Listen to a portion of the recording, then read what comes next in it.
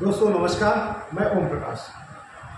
दोस्तों हम बात कर रहे हैं इटावा जिले के उस घटना को लेकर जहां पर भागवत कथा कहने गए यादव समाज के कथावाचक के साथ में अभद्रता के साथ में जो व्यवहार किया गया, जो उनके साथ में मारपीट किया गया, हम उस पर बात करने के लिए आज हमारे साथ में अखिल भारतीय समाज राजभर समाज के गुजरात प्रदेश अध्यक्ष राम सिंह राजभर भाई हैं और एक समाज सेवी का भी कार्य करते हैं, एक समाज सेवा भी करते हैं। तो हम उनसे जानना चाहेंगे क्या जो इटावा में ये घटना हुई है उस पर उनकी क्या राय है। क्या जो कथावाचक हैं, जो कथा कहने का अधिकार है वो केवल ब्राह्मण परिवार को ही है या अन्य किसी समाज का व्यक्ति भी कह सकता है। और जिस घटना पे ऐसा विरोध हुआ है, जिसका विरोध अखिलेश यादव ने किया है कि कथावाचक के साथ में जो मारपीट हुआ है, ब्राह्मण समाज के द्वारा मारपीट किया गया, उनसे नाक रगड़वाया गया, तो जो भी घटनाएं हैं हम उस पर आज चर्चा करने के लिए हमारे साथ में राम सिंह राजभर भाई हैं। मैं उनका हार्दिक स्वागत करता हूं अपने चैनल में। राम सिंह भाई, आप ये बताइए, जो बनाव बना एक दलित परिवार के हैं, पिछड़ा परिवार के साथ में, जो पीडीएफ परिवार का नारा दिया जा रहा है अखिलेश यादव के जरिए, क्या उन्हें कथा कहने का अधिकार नहीं है? देखिए, सबसे पहले आपको और आपके चैनल को धन्यवाद देते हुए कि आपने इस घटना को संज्ञान में लेते हुए आप चला रहे हैं और इस घटना पे हमारा विचार विमत पूछ रहे हैं।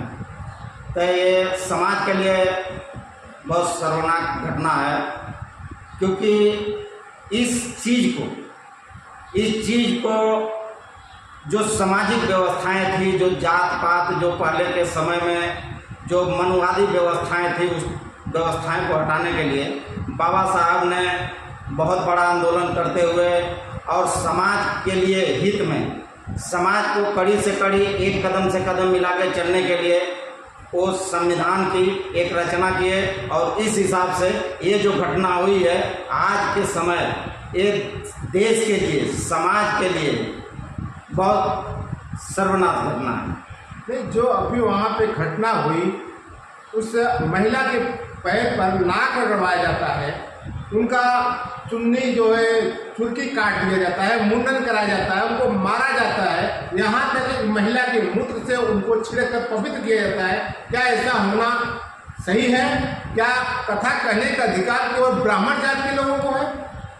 ये बहुत गलत चीज़ है। आज के दौर में अगर इस तरीके की व्यवस्था, इस तरीके की सोच रखने वाले अगर लोग हैं तो इन लोगों को कड़ी से कड़ी सज़ा देनी चाहिए। सरकार से मेरा रिक्वेस्ट है और बार बार रिक्वेस्ट है कि ऐसे लोग जो विचारधाराएं रखते हों, जो भी समाज के लिए बहुत बड़े हानिकारक हैं, मैं ब्राह्मण समाज की नहीं बात कर रहा हूँ, किसी भी समाज में है जो जात पात को अगर इस तरीके की, अपने से छोटे जात को, चाहे जात पात की व्यवस्थाएं को लेकर अगर इस तरीके की घटना कर रहे हैं, ऐसे भी हैं। ब्राह्मण समाज हो या ठाकुर समाज हो, किसी भी समाज में कुछ लोग ऐसे हैं कि दोस्ती में एकदम भाईचारा के साथ रह रहे हैं, उसमें कोई दिक्कत नहीं। लेकिन आज के समय में देश को आज़ाद हुए इतने बरस होने के बाद भी, संविधान के हिसाब से रहने के बाद भी, कुछ लोगों की आज तक अगर मनवादी व्यवस्थाएं दिमाग में अगर चली आ रही है, तो ऐसे लोगों को मेरा मानना है कि कड़ी से कड़ी सजा मिलनी चाहिए। अभी इस मैटर को सपा के मुखिया अखिलेश यादव ने कहा है कि अगर इस पर कड़ी से कड़ी कार्रवाई नहीं की गई तो पीडीए का सम्मान नहीं है, पीडीए का अपमान है। पीडीए, अगला पिछड़ा सभी आंदोलन को लिए हम तैयार हैं। क्या लगता है कि यहाँ पे कुछ अलग है, या जो हिंदू मुस्लिम की बात करते हैं, हिंदू की बात करते हैं, तो क्या हिंदू में पिछड़ा दलित समाज वर्ग का या यादव में अन्य जातियाँ नहीं आती हैं? अगर आती हैं तो इनको ऊपर रोक क्यों? अखिलेश जी जो भी बात कहे हैं वो ज़रूरी है, मुद्दा उठाना ज़रूरी है और ऐसे लोगों को सज़ा भी दिलाना बहुत ज़रूरी है।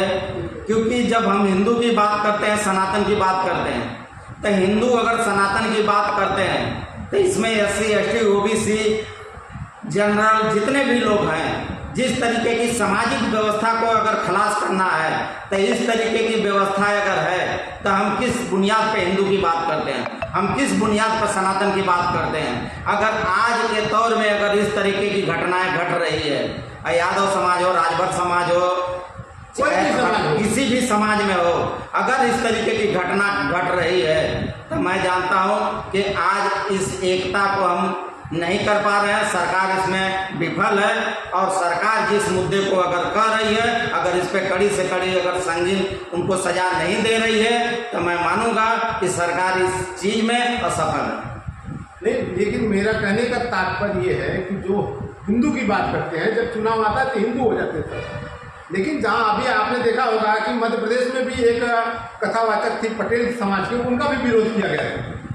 इसी को लेकर मैं बात कर रहा हूँ कि जब चुनाव आता है, हम हिंदू की बात करते हैं, बीजेपी हो, कांग्रेस हो, चाहे कोई भी पार्टी हो, अगर बीजेपी अगर हिंदुत्व की बात कर रही है, अगर कोई संगठन हिंदुत्व की बात कर रही है, तो हिंदुत्व में क्या कोई भी जो भी पिछड़े वर्ग के SC ST OBC के लोग होते हैं, क्या वो हिंदू में नहीं आते हैं?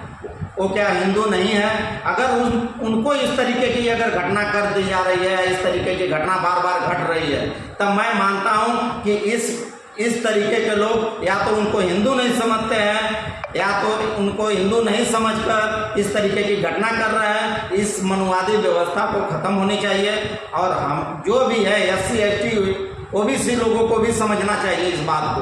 नहीं, आपने देखा होगा बहुत पहले आपने देखा होगा कि उस समय एक प्रथा चलती थी कि हम जो कहेंगे वही सही है, कि आप जो है यही करेंगे। तो जो हमारा कहने का मतलब है, जो ज्ञानी है वो ब्राह्मण है, क्या गोया नहीं कोई भी समाज को विद्यापीठ पे बैठने का अधिकार किसी ब्राह्मण को ही है, अन्य समाज के आदमी को नहीं है? देखिए, जो भी शिक्षित